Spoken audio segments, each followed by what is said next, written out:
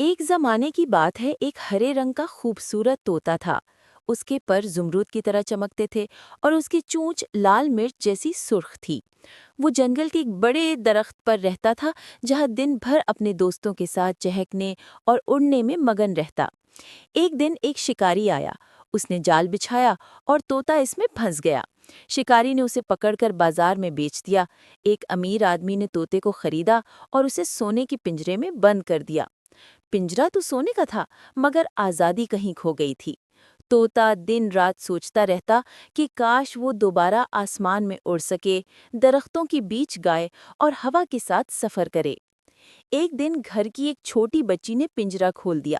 جیسے ہی دروازہ کھلا، طوطے نے زور سے پروں کو جھٹکا دیا اور اڑ گیا۔ وہ اونچا، بہت اونچا گیا، یہاں تک کہ سورج کی روشنی میں اس کے پر چمکنے لگے۔ درخت پر جا کر وہ زور سے بولا، آزادی سب سے بڑی نعمت ہے۔ اس دن کے بعد طوطے نے کبھی کسی پنجرے کے قریب جانا گوارا نہیں کیا۔ وہ آزاد فضاؤں کا پرندہ بن چکا تھا۔ مزید ایسی ویڈیوز دیکھنے کے لیے میرے چینل کو سبسکرائب اور لائک کر دیں۔